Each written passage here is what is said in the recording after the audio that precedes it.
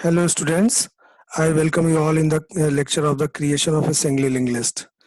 Here we will see what is the single linked list and how it is created step by step. So let us see. First of all, some basic points of the linked list. Linked list is a collection of various nodes that are linked with each other. As we see in the case of array, array needs a contiguous memory space, which is a major drawback of array. But in the linked list, the nodes can be allocated to anywhere in the memory where the space is available, and then we can link all those nodes and we can store the same information as we stored in the array. And another advantage of the linked list, which is the major advantage, is the insertion and deletion in the linked list is very easy. You can easily delete any node, existing node, and you can attach a new node at any location. If you make a program for insertion and deletion in case of array for a new node insertion or deletion, then you see that it is a very problematic in case of array. But in the linked list, it can be done with very easiness. So in the linked list, the first node is always known as the head node or the start node. We always mark the first node as a head node because we do every processing of the linked list from the first node.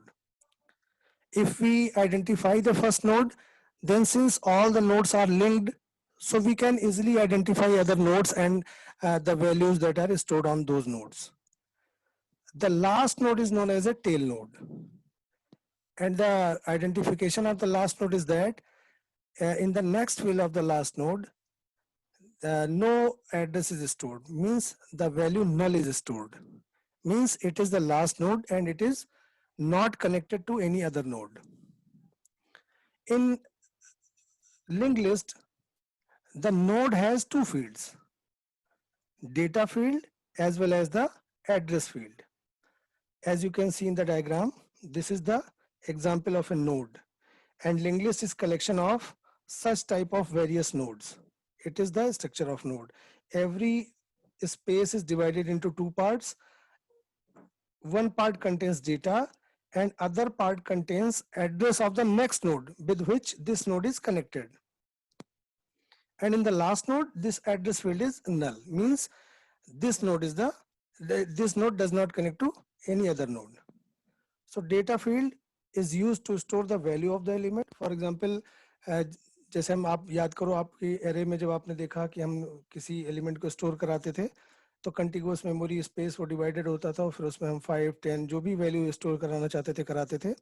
Similarly यहाँ पर भी data में वही value store होगी और ये second field केवल reference field की तरह use होगी कि दूसरी किस node से connected है केवल उसके लिए कि अगर हमने ये data read कर लिया तो next अब कहाँ पर data मिलेगा read करने के लिए उसका address इस node यहाँ पर store होता है.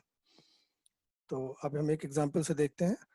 आपके सामने एक लिंक लिस्ट बनी हुई है जिसमें 4 नोड दिखाई दे रहे हैं आपको and the first node contains the value 12 and this is the first node और द स्टार्ट नोड और the head nod. Head is a special pointer. We can name any the first node can be named with any name, but we specially name it as head node so that it can be easily identified that we have to start our processing from this node. So the address of the head node is 100. It is just a reference value. It can be any value. It depends on the system to system. It differs from system to system. For example, in any system, it may be 10,000. In any other system, it may be 12,350. But so for reference purpose, we have taken an easy value that is 100, 200, 750, 300. It is just for representing the address. This node is stored in the memory and that memory location's address is 100. This node is stored in somewhere in the memory and that the address of that memory location is 200. Similarly, the address of the location where this node is stored is 750 and this one is the 300. This value may be different. So it is just for the reference. So head node contains value 12 and then after reading 12, the next value in the list is 24. So wherever we have stored 24, we link that node with the first node. That is, the linking means the address of this node, that is 200, is stored in the next field of the first node, which means that after reading the value 12, go to the address 200. So we move to the memory location 200, and at that place we found the value 24. We read or process that value, and then again we found any address of the other node, which is 750. That is, after reading 24 or processing 24, we have to move a new location, and that location is the 750. At that place we found a value 36, where if we found a node of another address, that is 300. Then we move to the address 300, and where we found the value 48. Now after reading 48, we found no value for going further, means this is the last node, means our list contains only 4 items: 12, 24, 36 and 48. Now the structure of this node can be defined in C language as follows: type def struct node. अब type def का meaning क्या होता है, अभी मैं आपको बताऊंगा. Type definition के लिए टाइप डेफ यूज करते हैं. वैसे इसकी रिक्वायरमेंट अभी आपको आगे समझ में आएगी कि हमें कितना बेनिफिशियल होगा टाइप डेफ यूज करना. हम बिना टाइप डेफ यूज किए भी केवल लिख सकते थे स्ट्रक्ट नोड और उसकी फील्ड को डिफाइन कर सकते थे, लेकिन टाइप डेफ हमने क्यों लिखा है मैं आपको आगे प्रोग्राम में आपको बताऊंगा. तो फिलहाल आप ये समझ लीजिए कि जब भी नोड को डिक्लेयर करेंगे तो लिखेंगे typedef struct node. Struct node means struct for the structure, and name of the node is node.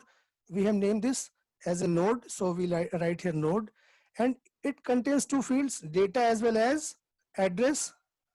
So we write data is of integer type, so we write data as a data type integer, and the second field, which is the reference field, is a pointer field. But this pointer is not for any integer type or not for the character type, not for the float type. This pointer contains address of other node, which is also of node type. Therefore, this field, which is named as next, we treat it as a next field. और ये next pointer जो है वो किस nature का है, देखिए यहाँ पर आप ध्यान दीजिए, ना इंटीजर लिखा है, ना फ्लोट लिखा है, ना कैरेक्टर लिखा है. इस पॉइंटर का डेटा टाइप लिखा है स्ट्रक्ट नोड. स्ट्रक्ट नोड का मीनिंग ये हुआ कि जिस तरह का नोड इसका ये पॉइंट जो एड्रेस था, उसी तरह के किसी दूसरे नोड का एड्रेस कंटेन करेगा. क्योंकि आपको मालूम है कि जो हमारा पॉइंटर वेरिएबल होता है वो किसी दूसरे वैल्यू का वेरिएबल का एड्रेस स्टोर करके रखता है. Pointer is a variable which contains the address of another variable. For example, if the data type of any pointer is integer, it means it contains the address of any integer type value. If the data type of the data type of the pointer is float, it means that this particular pointer variable contains address of any float type variable, therefore float type value. So therefore we here we declare the struct node star next, means next is a pointer field which is of struct node type, means ये address तो contain करेगा लेकिन एक तरह से किसी दूसरे structure variable का, किसी स्ट्रक्चर नोड का एड्रेस कंटेन करेगा. क्योंकि देखिए 200 किसका एड्रेस है, किसी इंटीजर या किसी फ्लोट का एड्रेस नहीं है. 200 एक स्ट्रक्चर का एड्रेस है. देखिए ये पूरा स्ट्रक्चर जो है जिसको 2 फील्ड में डिवाइडेड है, उसका एड्रेस 200 वो यहाँ स्टोर है. इसी तरह देखिए यहाँ पर 750 स्टोर है. इसका मतलब क्या हुआ कि ये किसी दूसरे वेरिएबल का एड्रेस है, दूसरे नोड का एड्रेस है, जो कि खुद नोड एक स्ट्रक्चर टाइप का है, तो उसका एड्रेस यहाँ स्टोर है. इसीलिए हमने इसको इस पॉइंटर वेरिएबल को स्ट्रक्ट नोड लिखा है और फिर इसका एक हमने वेरिएबल डिक्लेयर कर दिया. अब मेमोरी कैसे एक्वायर करेंगे, ये तो हमने बता दिया कि इस तरह का एक स्ट्रक्चर हमें चाहिए, मेमोरी का स्ट्रक्चर चाहिए. लेकिन हम इसको किस तरह से एक्वायर करेंगे मेमोरी में? तो मेमोरी को जब भी मेमोरी से कुछ स्पेस एक्वायर करना है तो हम malloc फंक्शन यूज करते हैं, मेमोरी एलोकेशन malloc. ये stdlib.file में ये फंक्शन डिफाइंड होता है. तो जब भी आपको यूज करना हो तो अपने प्रोग्राम में ऊपर #include stdlib.h आप यूज कर लीजिएगा. तो ये या फिर malloc.h यूज करिएगा तो एरर नहीं आएगी. ये malloc फंक्शन है. malloc फंक्शन का रोल क्या होता है? malloc फंक्शन हमेशा इनपुट में क्या चाहता है कि आप उसे ये बता दो कि कितना साइज वो एलोकेट करके रखेगा. तो या तो आप यहाँ पर साइज बता दीजिए कितने बाइट में, साइज भी बतानी है बाइट्स में, या तो आप बता दिए 4 बाइट्स 10 बाइट्स, जितनी भी बाइट की रिक्वायरमेंट है ये बता दीजिए. ये अगर आप डायरेक्ट नहीं बताना चाहते तो आप ये देखिए साइज ऑफ फंक्शन होता है, साइज ऑफ फंक्शन कैलकुलेट करता है, साइज ऑफ फंक्शन में जो भी आप वैल्यू वेरिएबल पास करोगे उसका साइज बाइट्स में कैलकुलेट कर लेगा। तो जैसे हमने देखिए यहाँ नोड पास किया, नोड क्या है, नोड ये जो जिसको अभी डिफाइन किया था ये नोड है आपका। तो इसमें इस नोड को जितनी मेमोरी की रिक्वायरमेंट होगी, जितने बाइट्स मेमोरी की रिक्वायरमेंट होगी, वो साइज ऑफ फंक्शन कैलकुलेट कर लेगा। सपोज करिए यहाँ पर आ गया 4 बाइट्स, तो मेलोक को जैसे ही मालूम होगा कि 4 बाइट साइज एलोकेट करना है, वो मेलोक 4 बाइट साइज मेमोरी में एलोकेट कर लेगा, रिजर्व कर लेगा, और उसका एड्रेस किसी दूसरे पॉइंटर वेरिएबल को पास कर देगा, रिटर्न कर देगा। और रिटर्न टाइप इस मेलोक फंक्शन का होता है वॉइड। एक वाइड पॉइंटर आपने फर्स्ट ईयर में पढ़ा होगा कि वाइड पॉइंटर एक जनरल पॉइंटर है, उसको जिस टाइप में आप चाहो, इंटीजर टाइप में, कैरेक्टर टाइप में, नोट टाइप में, आप उसको कन्वर्ट कर सकते हो। तो ये आपको टाइप कास्टिंग रनिंग टाइम पे जब आप प्रोग्राम बनाओगे तो आपको करनी पड़ेगी। फिलहाल आप ये जान लीजिए कि मेलोक फंक्शन का रोल क्या है, मेमोरी एक्वायर करना। और ये कहता है मेमोरी में एक्वायर कर दूंगा, लेकिन पहले आप मुझे ये बताओ कि कितने बाइट का साइज आपको चाहिए। तो जितना बाइट का साइज आप as a input malloc function में पास करोगे, उतने बाइट की मेमोरी रिजर्व कर लेगा और उसका एड्रेस वाइड टाइप के पॉइंटर में किसी दूसरे वेरिएबल को रिटर्न कर देगा। तो ये हो गई मेमोरी एलोकेशन की बात। अब हम देखते हैं कि नोड बाय नोड कैसे ये जो हमारी लिंक लिस्ट थी, ये 4 नोड की जो आप लिंक लिस्ट देख रहे हो, ये कैसे इनिशियली, ये शुरू में ऐसे ही तो नहीं आ गई होगी, कहीं से स्टार्ट हुआ होगा। पहले कुछ भी नहीं रहा होगा, एक भी नोड नहीं रहा होगा, फिर पहला नोड क्रिएट हुआ होगा, फिर सेकंड नोड उसमें जुड़ा होगा, फिर थर्ड जुड़ा होगा, इसी तरह करते करते जितनी लंबी आप चाहो वो लिस्ट आप डिक्लेयर कर सकते हो। तो हम बिल्कुल स्टार्ट से देखते हैं कि शुरुआत में जब कुछ भी नहीं था, और जब हमने धीरे धीरे करके 1 2 3 4 करके चारों नोड अटैच कर लिए, तो किस तरह से वो प्रोसीड करेंगे। इसलिए आप देखिए यहाँ पर मैंने हेडिंग लिखी है link list creation node by node. अब आप इसमें देखिए, suppose we want to create 3 nodes. मान लीजिए कि कुछ तो वैल्यू लेके चलनी पड़ेगी ना, 3 नोड 4 नोड, तो हम बहुत कम भी नहीं लेते, बहुत ज्यादा भी नहीं लेते, क्योंकि जब आप 3 नोड के लिए समझ जाओगे तो आप 30 नोड और 300 नोड की भी लिस्ट क्रिएट कर लोगे। तो इनिशियली हेड कहीं पॉइंट नहीं कर रहा होगा। हेड मींस क्या है, head is the address of the first node of the link list, because initially the link list has no node, therefore the head pointer points nowhere, means head pointer points to the value null। तो initially देखिए हमने head को नल लिया है क्योंकि head कहीं point ही नहीं करेगा। अब उसके बाद हम पहला नोड एक्वायर करेंगे और हेड को उस पर पॉइंट कराएंगे, क्योंकि जो पहला नोड होगा वही, जब एक पहला नोड अटैच करेंगे तो वही फर्स्ट नोड होगा, वही लास्ट नोड होगा, तो हेड नोड भी वही होगा, टेल नोड भी वही होगा। देखिए कैसे, now acquire memory for the new node and this newly created node will be the first and last node, means it behaves as a head node as well as tail node। Suppose करिए आपने malloc function का use किया, तो ये memory में कहीं पर भी एक स्पेस रिजर्व होगा, रिक्वायर्ड बाइट का, जितनी बाइट की रिक्वायरमेंट है उतने का स्पेस रिजर्व हुआ, और जिस लोकेशन पर वो स्पेस रिजर्व हुआ उसका एड्रेस 100 आपको रिटर्न हो गया। जैसे आप रेलवे में आप सीट के लिए अपने रिजर्वेशन कराते हो, तो आपको क्या रिटर्न में मिलता है कि सपोज करिए S3 कोच का सीट नंबर 72, तो उसी तरह ये 100 जो है उसी 72 S3 कोच का सीट नंबर 72 जो है वो लोकेशन बताता है कि आपकी सीट कहाँ है। उसी तरह मेमोरी में ये इतने बाइट्स कहाँ रिजर्व हुई है, वो ये ऑपरेटिंग सिस्टम डिसाइड करेगा। मेमोरी मैनेजमेंट ऑपरेटिंग सिस्टम का काम है, वो देखेगा कि इतनी मेमोरी कहाँ रिजर्व करके दें, वो जहां भी रिजर्व करके देगा ये लोकेशन में मिल गई 100। अब चूंकि ये पहला नोड है तो यही हेड नोड होगा, तो हमें हेड नोड को अपने जो वैल्यू नल थी, अब हेड को किससे लिंक कराना होगा, इसी 100 से लिंक कराना होगा। तो देखिए हमने हेड को, जैसे हेड को हमने लिंक करा दिया, लिंक कराने का मतलब क्या है कि हेड में जहां नल स्टोर था अब हेड में 100 स्टोर हो जाएगा, और जैसे हेड में 100 स्टोर होगा तो नल ओवरराइट हो जाएगा। देखिए अब नल चला गया, अब केवल हेड कहां पॉइंट कर रहा है, इस 100 लोकेशन पर। इसको आप ऐसे समझ सकते हो, देखिए ऐसे था, ऐसे भी बना सकते हो आप और ऐसे भी बना सकते हो, एक ही बात है। इसका कुल मिला के मीनिंग ये हुआ कि the value of head pointer variable is 100, or we can say that the head points to the location whose address is 100। अब आपको इसमें इसकी वैल्यू फीड करनी होगी, चूंकि आपने नोट बनाया किसके लिए, कुछ वैल्यू सेव करने के लिए बनाया है, तो अब उस वैल्यू को यूजर से पूछ करके आप यहाँ सेव करा दो।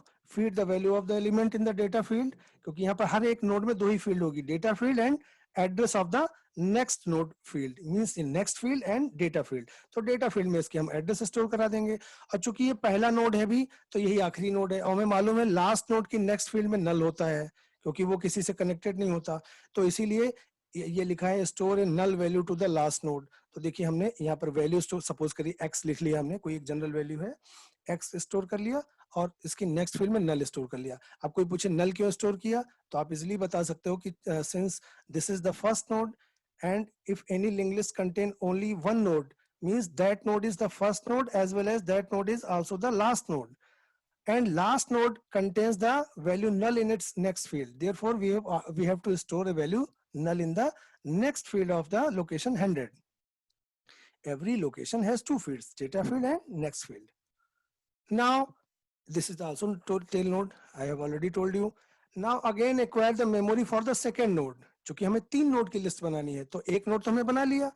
अब जैसे घर बनता है, एक कमरा बना, दो कमरा बना, ऐसे ही इसमें लिंक लिस्ट बन रही है, तो एक नोड बनाए, फिर दूसरा उसको एक्वायर करेंगे, उसको अटैच करेंगे, फिर तीसरे को एक्वायर करेंगे और बाकी दोनों के साथ अटैच कर देंगे। इसी तरह वो लिंक लिस्ट की साइज बढ़ती रहेगी।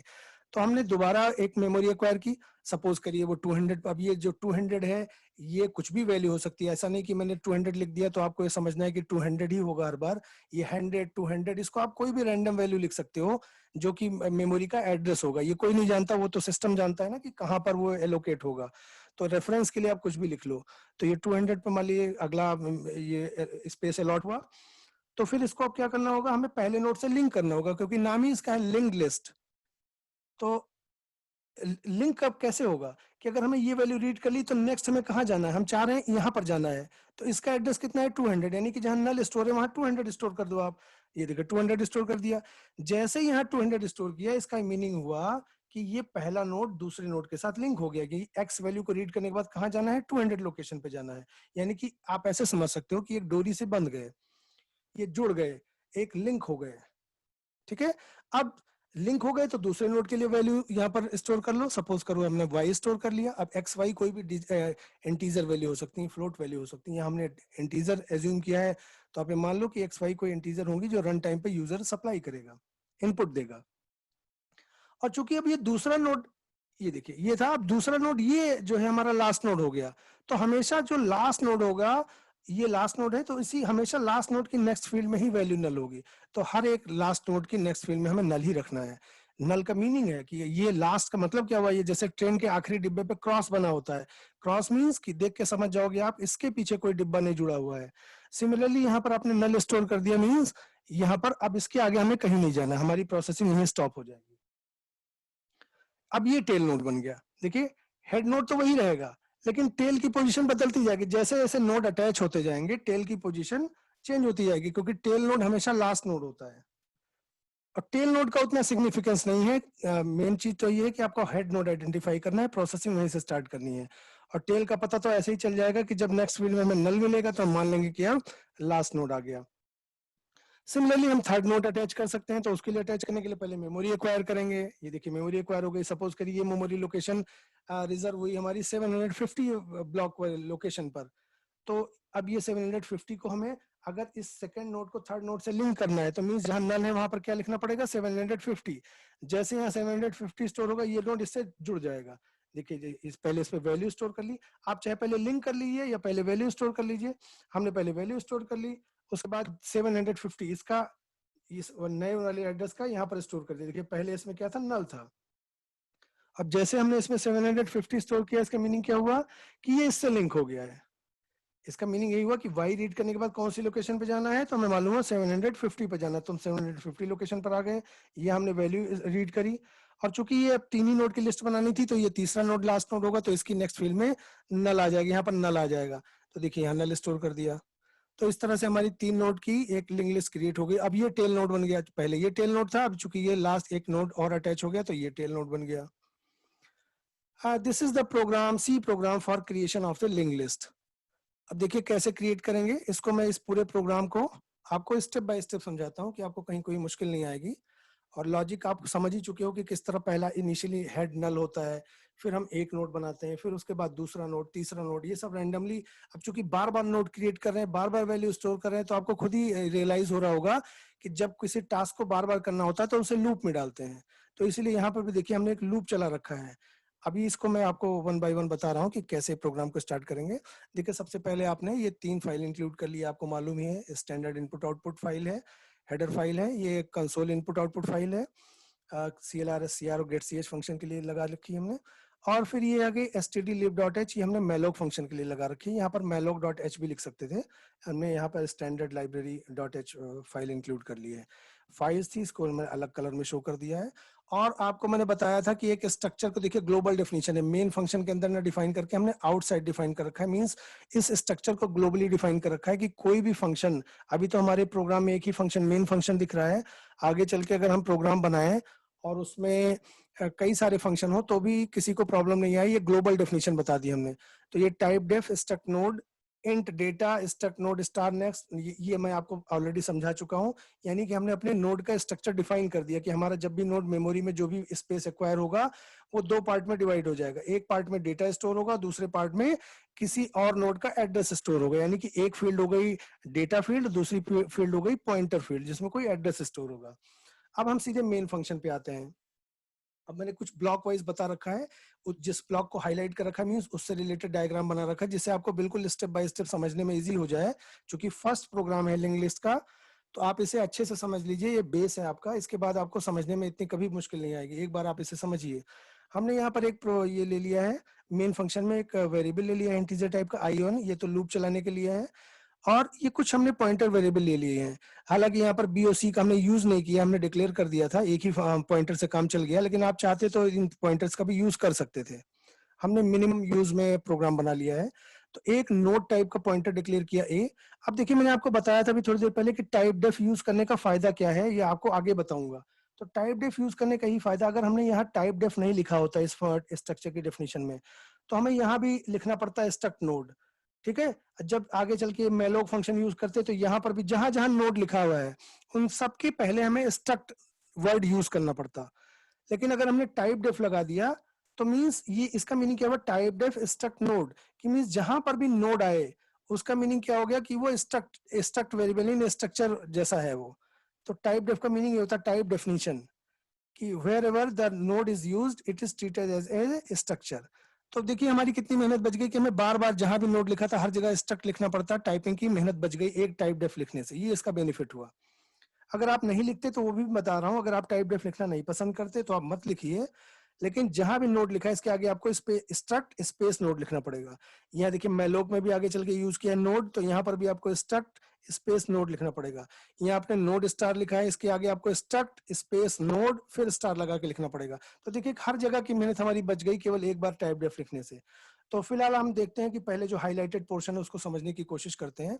तो हमने पॉइंटर वेरिएबल कुछ डिक्लेयर कर दिए और देखिए हेड को नल ले लिया, क्योंकि आपको अभी मैंने दिखाया है इनिशियली हेड नल होगा, क्योंकि जब कोई नोड नहीं होगा, बिल्कुल हमारी इनिशियली हमारी लिंक लिस्ट में एक भी नोड नहीं होगा, बिल्कुल ब्लैंक होगी, यानी कि उस समय हेड कहाँ पॉइंट कर रहा होगा, कहीं नहीं, यानी कि नल। तो इस हेड की जो वैल्यू होगी, चूंकि पॉइंटर वेरिएबल है तो कोई एड्रेस कंटेन करेगा, तो नल एक स्पेशल एड्रेस होता है जो कहीं पॉइंट नहीं करता। तो हमने नल की वैल्यू को इसमें हेड में स्टोर करा लिया। अब देखिए आप printf enter the number of node, कितने नोड चाहिए आपको, सपोज करिए हमने उसकी वैल्यू n में इनपुट ले ली। तो initially head equal to null का मीनिंग देखिए यहाँ मैंने आपको डायग्राम में दिखा रखा कि हेड नल पे पॉइंट कर रहा है, या इसका क्या मीनिंग हुआ कि हेड की वैल्यू नल हो गई। और कितने नंबर ऑफ नोड, मान लिया हमें, जैसे अभी आपने एग्जांपल लिया था कि हमें 3 नोड की लिस्ट बनानी थी, आप रन टाइम पे 4, 5, 10 कुछ भी ले सकते हो। हमने फिलहाल अभी आपको समझाया था कि 3 नोड कैसे की लिस्ट बनाएंगे, तो हमने उसी एग्जाम्पल को एक्सटेंड किया है। तो हमने n की वैल्यू सपोज करिए हमने ले ली 3, suppose n is equal to 3, क्योंकि आपको समझाने के लिए n की कुछ n लेके तो नहीं चल सकते, कोई एक पर्टिकुलर वैल्यू लेनी पड़ेगी 3, 4, तो हमने यहाँ 3 ले ली। अब आप देखिए जब n की वैल्यू ले ली तो अब ये लूप जब चलेगा तो कितनी बार चलेगा, 1, अगर n की वैल्यू 3 होगी तो 1, 2, 3 टाइम चलेगा और 4th टाइम ये फॉल्स हो जाएगा। तो पहली बार i की वैल्यू 1 होगी, 1 इज लेस देन 3, देखिए i की वैल्यू 1, n की value 3, 1 is less then 3, condition true है, तो इस लूप के अंदर एंटर करेंगे।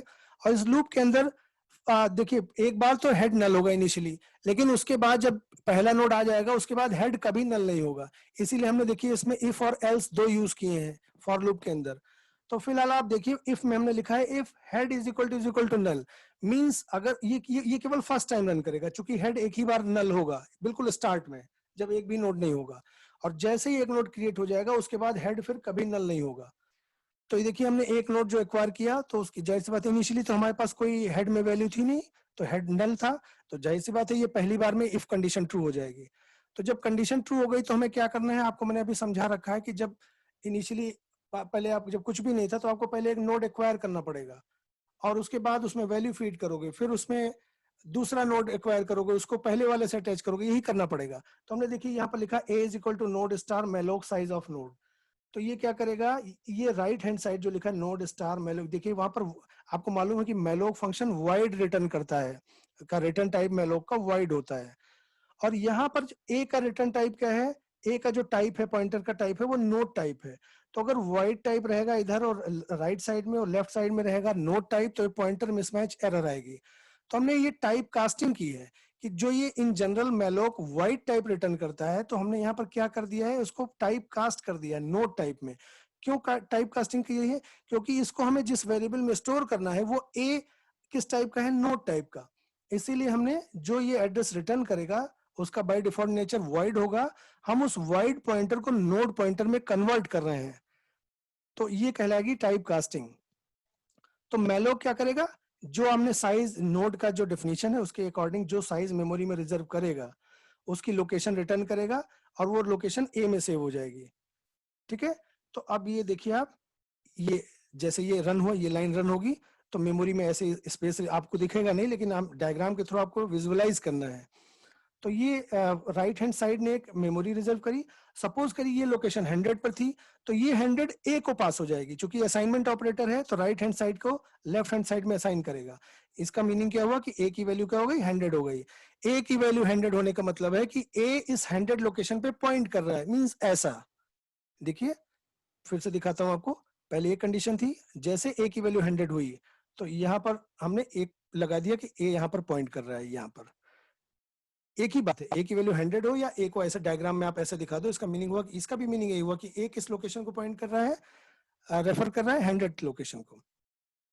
अब देखिए यहाँ पर आपका नोड क्रिएट हो गया, यहाँ पर पॉइंटर ये पॉइंट कर रहा है, चूंकि पहला नोड है तो अब हेड नल नहीं हो सकता। अगर आपके पास एक लोकेशन आ चुकी तो हेड कहाँ पॉइंट करेगा, हमेशा फर्स्ट नोड पर। यानी कि आपको क्या करना पड़ेगा, ये जो ए में एड्रेस आया था 100, इसी को आपको हेड को पास करना पड़ेगा। इसका मीनिंग हुआ कि ए की वैल्यू हेड में ट्रांसफर हो गई, यानी कि हेड भी कहाँ पॉइंट कर रहा है, 100 लोकेशन पर। तो देखिए हेड इज ए जब एग्जीक्यूट होगा तो ये ए की वैल्यू हेड में भी वही आ जाएगी, मींस दोनों की वैल्यू 100 हो जाएगी। दोनों की वैल्यू 100 होने का मतलब क्या हुआ, जो हेड अभी तक नल था, ये देखिए जो नल था वो कहाँ पॉइंट करेगा, इस 100 लोकेशन पे पॉइंट करेगा। इसको बड़ा ध्यान से समझिए, फर्स्ट प्रोग्राम है, बड़ा ध्यान से समझिए। ये हेड को पॉइंट कर रहा है, ए और दोनों। अब हमने दो पॉइंटर क्यों लिए हैं, इसलिए लिए हैं, आप ये भी कह सकते थे कि सर हेड और ए की क्या जरूरत थी। ये जरूरत ये थी कि हेड को हम मूव नहीं कर सकते, क्योंकि हेड हमेशा कहाँ पॉइंट करेगा, पहले नोड पर ही। लेकिन जब आप दूसरा नोड अटैच करोगे तो एक पॉइंटर चाहिए ना जो हर बार नए नोड पर पॉइंट करे, इसीलिए हमने दो पॉइंटर ले लिए हैं।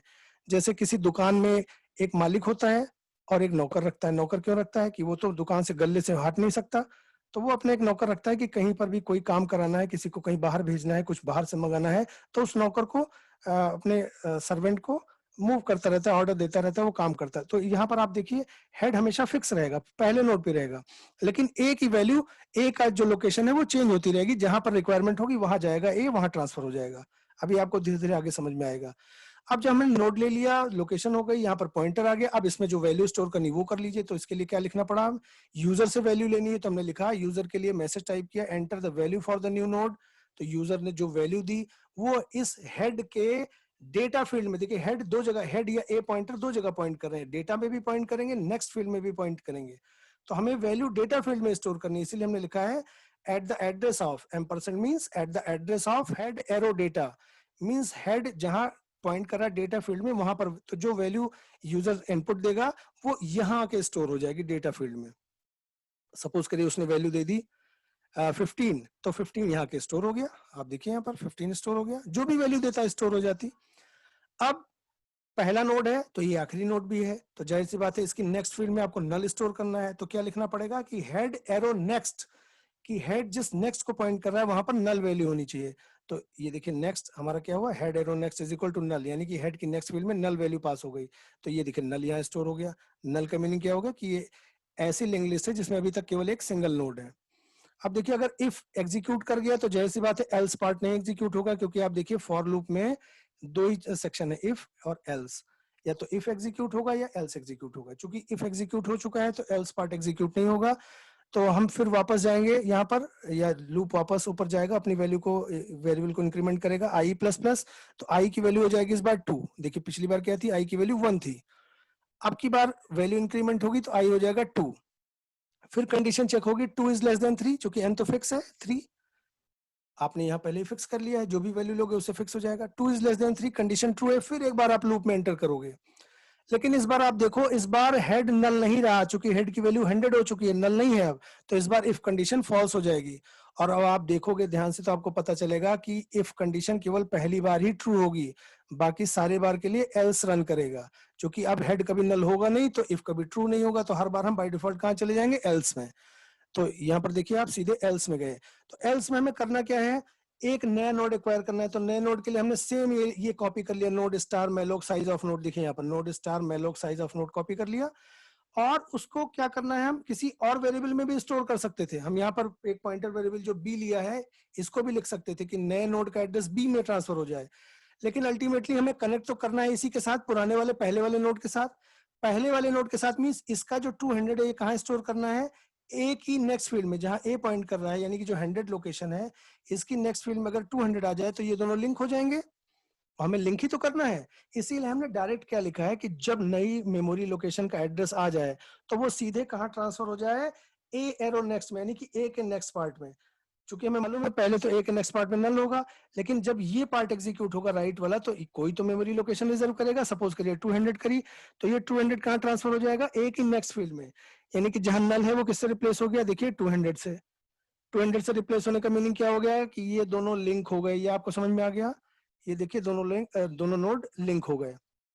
अब जब लिंक हो गए तो हमारी वही जिम्मेदारी बनती है कि यहाँ पर एक जो वैल्यू स्टोर करनी है वो वैल्यू यूजर से मांग लो। और वैल्यू स्टोर करनी है तो यहाँ पर कोई पॉइंटर, अभी तो हमने डायरेक्ट क्या किया कि जो एड्रेस आई उसको सीधे यहाँ से लिंक कर दिया। यहाँ पर कोई पॉइंटर पॉइंट कर नहीं रहा है और हेड को हम मूव नहीं कर सकते, तो हमने ए को शिफ्ट कर दिया कि जब भी कोई नई लोकेशन आएगी तो वहां पर ए पॉइंट करेगा। तो ये कैसे ए मूव करेगा, अगर हम लिख दें A is equal to A arrow next, means A की जो नेक्स्ट लोकेशन है वो वैल्यू ए की आ जाए। अब ए की नेक्स्ट लोकेशन में क्या स्टोर है, 200, तो 200 किसको ट्रांसफर हो गया, ए को। यानी कि ये लाइन एग्जीक्यूट करते ही ए कहां पॉइंट करेगा, 200 लोकेशन पर। यानी कि देखिए ए को जंप करता दिखिए आप, पहले ये कंडीशन थी, जैसे ही A is equal to A arrow next execute हुआ, ए एरो नेक्स्ट का मीनिंग क्या हुआ कि ए की नेक्स्ट फील्ड में जो वैल्यू स्टोर है वो ए की वैल्यू हो जाए। तो ए की नेक्स्ट फील्ड में 200 स्टोर था, यानी कि ये 200 किसको ट्रांसफर हो जाए, ए को। और जैसे ए को 200 ट्रांसफर हुआ मींस ए की वैल्यू 200 हुई, मींस ए कहां पॉइंट करेगा, 200 लोकेशन पे। तो 200 वाली लोकेशन पे पॉइंट कर गया। तो आप देखिए हेड नहीं मूव कर रहे हैं, क्योंकि हेड को मूव कर भी नहीं सकते, हेड हमेशा फर्स्ट नोड पे पॉइंट करेगा। इसीलिए इसको हम ए बी सी डी ना मान के हमने सीधे हेड लिखा है, जिससे ये स्पेशल पॉइंटर दूर से नजर आ जाए कि ये हेड की बात कर रहे हैं। वरना हम इसका भी नाम P Q R A B C कुछ भी रख सकते थे। अब देखिए हेड पॉइंटर यहाँ आ गया, ए पॉइंटर यहाँ आ गया। अब जब ए पॉइंटर आ गया, अब हमें इसकी लोकेशन मिल गई। अब ए एरो डेटा में हम नया डेटा स्टोर कर लेंगे, ए एरो नेक्स्ट में हम नल स्टोर कर लेंगे, क्योंकि अब जब दूसरा नोड बन गया तो जाहिर सी बात है दूसरा नोड लास्ट नोड होगा, और जो भी नोड लास्ट नोड होगा उसकी नेक्स्ट फील्ड में नल होगा। तो देखिए हम कैसे एग्जीक्यूट कर रहे हैं, अगली दो लाइन एग्जीक्यूट होगी, उसको हमने हाईलाइट कर दिया है, लाइन बाय लाइन एग्जीक्यूशन होगा। printf enter the value of new node, तो जो भी वैल्यू यूजर सप्लाई करेगा वो एक ही डेटा फील्ड में स्टोर हो जाएगी। सपोज करें उसने 20 इनपुट दिया, रन टाइम पे कुछ भी दे सकता था, हमने एज ए एग्जांपल 20 मान लिया है, 20 दिया तो 20 जाकर के यहाँ स्टोर हो जाएगा। और इसके बाद हमें इस फील्ड को नल करना है, मींस ए की नेक्स्ट फील्ड में नल आ जाए तो ए का ए मींस 200, उसके नेक्स्ट फील्ड में नल आ जाए तो नल स्टोर करोगे। आप देखिए अब ये टेल नोड बन जाएगा, ठीक है। अब ये एल्स पार्ट एग्जीक्यूट हो गया, तो अब उसके बाद इस लूप में एग्जीक्यूट होने को कुछ है नहीं, तो फिर ये जाके आई की वैल्यू इंक्रीमेंट होगी। अब की बार आई की वैल्यू आई प्लस प्लस होगी, तो 2 से बढ़ के 3, देखिए लास्ट टाइम 2 थी, और ये लास्ट लाइन भी एग्जीक्यूट हो गई, arrow next is equal to arrow next is equal to null, तो अब वैल्यू हो जाएगी 3। अब 3 हो गई वैल्यू, फिर कंडीशन चेक होगी, 3 is less than equal to 3, तो लेस देन तो नहीं लेकिन इक्वल, यानी कि फिर कंडीशन ट्रू हो गई, और ये लास्ट टाइम कंडीशन ट्रू हुई है। तो फिर हम लूप में एंटर कर जाएंगे। लेकिन आप देखिए फिर head is equal to null नहीं, क्योंकि हेड की वैल्यू तो 100 है, नल थोड़ी है। तो ये फिर इफ में जाके एल्स में आ जाएगा, और एल्स में जब आएगा तो फिर वही हम एक नया नोड, चूंकि हमें तीन नोड बनाए, तो पहला तीसरा नोड के लिए मेमोरी एक्वायर करनी पड़ेगी, फिर हम वही चीज लिखेंगे, node star malloc size of node. जब भी ये लाइन एग्जीक्यूट करेगी, जितना हाईलाइटेड आप देख रहे हो, तो मेमोरी में एक उतने बाइट की, जितना साइज होगा इसका, इतने बाइट की एक मेमोरी रिजर्व होगी, और उसका लोकेशन कहीं रिटर्न होगा। किसको रिटर्न होगा? तो हमने जो लेफ्ट साइड में जो वेरिएबल लिखा होगा उसको रिटर्न होगा। तो हमने देखिए जब ये लाइन एग्जीक्यूट होगी तो देखिए इतना जितना हाईलाइटेड पार्ट है, जब ये एग्जीक्यूट होगा तो ये मेमोरी रिजर्व होगी। सपोज करिए इस बार उसका एड्रेस जो है वो 750 है, कुछ भी हो सकता है ये। अब ये 750 किसको ट्रांसफर करना है? इसको किससे लिंक करना है? थर्ड नोड को सेकंड से लिंक करना है, फर्स्ट से थोड़ी लिंक करना है, सेकंड से लिंक करना है। सेकंड से लिंक करने का मतलब कि अगर ए की नेक्स्ट फील्ड में जहां पे भी नल स्टोर है वहां पर अगर हम 700 रख दें तो ये दूसरा और तीसरा नोड लिंक हो जाएगा। तो देखिए हमने ये ए एरो नेक्स्ट में ये जो भी एड्रेस आया था इधर राइट साइड से जो 750 आया था, 750 किसको ट्रांसफर हो गया? ए की नेक्स्ट फील्ड को। यानी कि ये जो नल वैल्यू दिख रही है आपको यहाँ पर ए की नेक्स्ट फील्ड में, ये किससे, जैसे ये लाइन एग्जीक्यूट होगी हाईलाइटेड लाइन, तो ये 750 यहाँ आ जाएगा और 750 यहाँ स्टोर होने का मतलब है कि ये दोनों भी लिंक हो गए। अब लिंक हो गए तो ए को आप मूव कर लीजिए क्योंकि हमें नए लोकेशन पे वैल्यू स्टोर करनी है, इस नई लोकेशन पे वैल्यू स्टोर करनी है। वही चीज रिपीट हो रही है, अब आपको ज्यादा नहीं बताना है। A is equal to A arrow next लिखा तो तुरंत ए एरो नेक्स्ट की वैल्यू कितनी है? ए की नेक्स्ट फील्ड में कितना है? 750। तो वो ए को ट्रांसफर हो गया, यानी ए की वैल्यू 750 हो गई और ए की वैल्यू 750 होने का मीनिंग है कि ए यहाँ पर 750 लोकेशन पर आ गया। अब आप यूजर से इसके लिए भी वैल्यू ले लीजिए, जब भी नया नोड आएगा तो उसमें कुछ वैल्यू स्टोर करेंगे, उसी के लिए तो हमने नोड बनाया है। तो ये हमने डेटा ले लिया ए एम्परसेंड ए एरो डेटा, कि मींस ए के डेटा फील्ड का जो एड्रेस है वहां पर जाके वैल्यू, तो सपोज करिए यूजर ने इस बार 25 इनपुट किया है तो 25 यहाँ स्टोर हो गया। अब चूंकि ये थर्ड नोड लास्ट नोड है तो इसकी नेक्स्ट फील्ड में नल रखना है, तो हमने लिख दिया ए एरो नेक्स्ट, यानी ए की नेक्स्ट फील्ड में नल स्टोर हो जाए, तो यहाँ पर नल आ गया। नल होने का मतलब क्या हुआ कि ये लास्ट नोड हो गया, टेल नोड बन गया। ये है पहला वाला हेड नोड और ये हो गया थर्ड नोड, टेल नोड हो गया। अब ये एल्स भी कंप्लीट हो गया। अब देखिए फिर जब आई इंक्रीज करेगा, आई प्लस प्लस होगा तो आई की वैल्यू 4 हो जाएगी, but 4 is not less than equal to 3, means ये कंडीशन फेल हो जाएगी। जब इफ ये फॉर लूप फेल हो जाएगा तो ना इफ एग्जीक्यूट करेगा ना एल्स एग्जीक्यूट करेगा, हम सीधे लूप से बाहर आ जाएंगे। यानी कि हम कहाँ आ जाएंगे? इस स्टेटमेंट पर आ जाएंगे जो लिखा हुआ है print F enter the elements of the simple link list. क्योंकि लिंक लिस्ट तो क्रिएट हो गई, लेकिन क्रिएट कहाँ हुई? मेमोरी में। मेमोरी हमें दिखेगी नहीं, हमें तो क्या दिखता है? स्क्रीन पे दिखाई देगा। तो स्क्रीन पे दिखने के लिए हमें वैल्यू को मेमोरी से फेच करके स्क्रीन पे लाना होगा। तो हमने देखिए फिर नेक्स्ट हमारा क्या होगा? लूप से जब बाहर आ गए, फॉर लूप से बाहर आने के बाद हमने लिखा कि जो element of the link list आ रही है, यूजर को डिस्प्ले किया, आप नहीं भी लिखोगे तो भी काम चल जाएगा, लेकिन हमने इसलिए लिखा है ताकि जो डिस्प्ले हो वो यूजर समझ जाए कि ये हमारे लिंक लिस्ट के एलिमेंट डिस्प्ले हो रहे हैं। तो हमने लिख दिया printf elements of the link list are, ये डिस्प्ले होगा। उसके बाद हमें क्या करना है? हमें फर्स्ट नोड से लेकर लास्ट नोड तक की वैल्यू प्रिंट करानी है। तो हमें फिर यानी कि हमें पहले पर रखना है, फिर दूसरे पर जंप करना है, फिर तीसरे पर जंप करना है, यानी फिर हमें ए पॉइंटर को भगाना पड़ेगा। आप देखिए हमने लिया ही था इसलिए पॉइंटर आपको शुरू में ही बताया था। हेड तो कहीं मूव कर नहीं सकता, हेड तो फिक्स हो गया पहले नोड पे। तो ये दौड़ भाग करने के लिए कि कभी इसकी वैल्यू प्रिंट करानी, कभी इसकी वैल्यू प्रिंट करानी, कभी इसकी वैल्यू प्रिंट करानी है, तो उसके लिए हमने ए का यूज किया था। तो अब चूंकि हमें जब लिंक लिस्ट मेमोरी, जो आप ये येलो पार्ट देख रहे हो, जो डायग्राम देख रहे हो, ये तो मेमोरी में कहीं ना कहीं बना होगा, हमें नहीं दिखाई देगा स्क्रीन पे। तो हमें इसको प्रिंट कराना है कि 15, 20, 25 ये सारी वैल्यू प्रिंट करानी है। तो सबसे पहले ए को वापस ले आए हम हेड नोड पे, यहाँ कोई और पॉइंटर भी लगा सकते थे। तो ए को स्टार्ट में लेके आना है, जंप करा के यहाँ ले आना है, तो कैसे लिखेंगे? अगर हेड की जो वैल्यू है 100, यानी कि ए को 100 पे लाना है, तो हमने क्या किया? जो हेड की वैल्यू थी 100 उसको ए में ट्रांसफर कर दिया, यानी कि अब ए भी 100 हो गया। अभी तक ए क्या था? 750। लेकिन जैसे ही ये सेकंड लाइन एग्जीक्यूट हुई तो ये 750 ए की नई वैल्यू हो गई और इसकी सॉरी 100 नई वैल्यू, क्योंकि हेड की वैल्यू 100 है तो ये 100 ए में ट्रांसफर हुआ। तो ए 750 से अपडेट होके 100 हो गया, यानी 100 होने का मतलब क्या होगा कि ए सीधे जंप करके यहाँ आ गया। आप देखिए यहाँ था और जैसे ही ये वाली लाइन एग्जीक्यूट हुई ए इज इक्वल टू हेड, तो ये देखिए क्या होगा? ये यहाँ आ गया। आप समझ पा रहे होगे क्यों? क्योंकि हेड की वैल्यू 100 है, 100 ए में ट्रांसफर हो गया, यानी ए कहाँ पॉइंट करेगा? 100 पर। अब जब तक ए नल नहीं हो जाता तब तक हमें डेटा प्रिंट कराना है, हमें एड्रेस नहीं प्रिंट कराना, हमें केवल डेटा प्रिंट कराना है। तो हमने क्या लिखा? While A is not equal to null. देखिए अब इस पे फोकस करिए, हाईलाइट कर दिया मैंने। While A is not equal to null, A को तो हम ले ही आए फर्स्ट नोड पे। अब जब तक ए नल नहीं हो जाता तब तक डेटा प्रिंट करते रहो, ए को आगे बढ़ाते रहो, डेटा प्रिंट करते रहो, ए को आगे बढ़ाते रहो। तो देखिए क्या ए नल है? नहीं, ए की वैल्यू तो 100 है, नल तो नहीं है, यानी ये कंडीशन ट्रू हो गई। तो व्हाइल ट्रू होगा तो ये दोनों लाइन, जब तक व्हाइल ट्रू रहेगा तब तक ये दोनों इंस्ट्रक्शन एग्जीक्यूट होंगी। अब आप देखिए यहाँ पर क्या लिखा हुआ है? प्रिंट एफ परसेंटेज डी, ये टैब लगा हुआ है हॉरिजॉन्टल स्पेसिंग के लिए।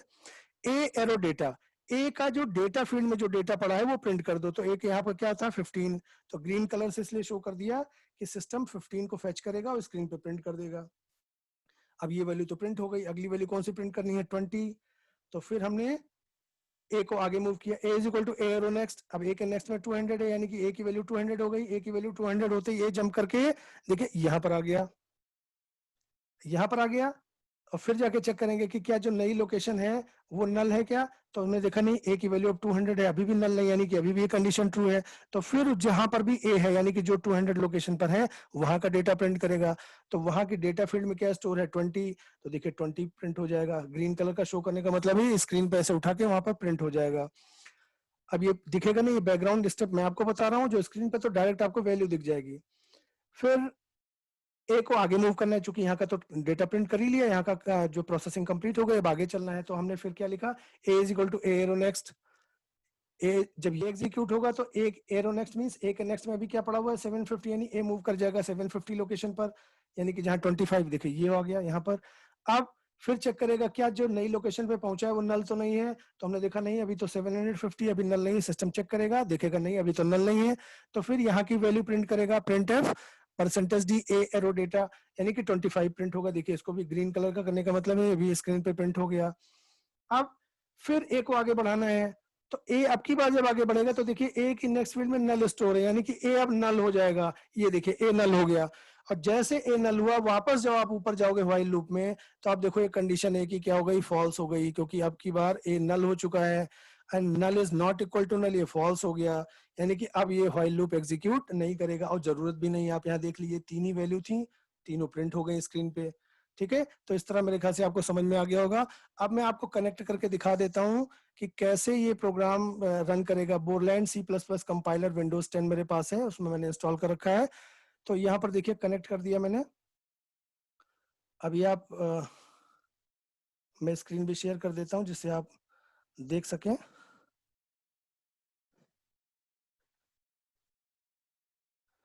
ये देखिए यहाँ से मैं ओपन कर लेता हूँ, ओपन, ये लिंक लिस्ट मैंने बना रखा है। ओके, ये प्रोग्राम है लिंक लिस्ट का, जो आपको स्क्रीन पर दिखाया है सेम यही प्रोग्राम है ये। अब इसको मैं कंपाइल करके दिखा देता हूँ आपको। 0 एरर 0 वार्निंग। ओके, नाउ इसको हम रन करते हैं। ये स्क्रीन, अब इसको भी नई स्क्रीन है, इसको भी मैं आपको शेयर कर देता हूँ। ये देखिए, can I enter the number of node, हमने ले लिया 4 नोड ले लिए। Enter the value for the new node, हमने सपोज करिए ये ले लिया 15। नेक्स्ट नोड के लिए पूछ रहा है, हमने ले लिया 20। फिर नेक्स्ट नोड की बात करा, हमने ले लिया 25। और फिर लास्ट चूंकि 4 नोड है, चौथे की वैल्यू ले लिया हमने 30। तो देखिए जो अब ये जो वैल्यू इनपुट दी थी वो सारी मेमोरी में सेव हो गई। और जो लास्ट में हमने व्हाइल लूप लगाया था कि while A is not equal to null, उसके थ्रू देखिए 15, 20, 25 और 30 ये सारी वैल्यूज प्रिंट हो गई। तो मेरे ख्याल से आपको समझ में आ गया होगा कि कैसे ये वैल्यू, कैसे प्रोग्राम को क्रिएट करोगे और कैसे आप इसको रन कराओगे। ठीक है, मैं अभी इसे क्लोज करता हूँ, वापस अपनी स्क्रीन पर चलते हैं। और ये देखिए आपने समझ लिया, देख लिया कि कैसे प्रोग्राम रन हो रहा है। तो अगर आपको ये लेक्चर पसंद आया हो, मैंने काफ़ी मेहनत से बनाया, कोशिश की है कि आपको बिल्कुल बेसिक समझ में आ जाए, क्योंकि ये बहुत ही इंपॉर्टेंट लेक्चर है। तो आप इसे लाइक्स करिए, सब्सक्राइब करिए और पूरा वीडियो वॉच करिए। बीच से आप कहीं देखोगे आपको समझ में नहीं आएगा, तो आप पूरा फुल वीडियो वॉच करिए। और चैनल का नाम है इजी लर्निंग विद कृष्णा। कोई कमेंट हो, कोई आपका सुझाव हो, कोई कॉम्प्लीमेंट हो, तो आप ये kvdedu@gmail.com पे मुझे लिख सकते हो, या मेरे पर्सनल नंबर पे भी आप मुझसे बात कर सकते हो, मुझे मैसेज कर सकते हो, व्हाट्सएप कर सकते हो। So thank you for watching, thank you for watching dear, thank you.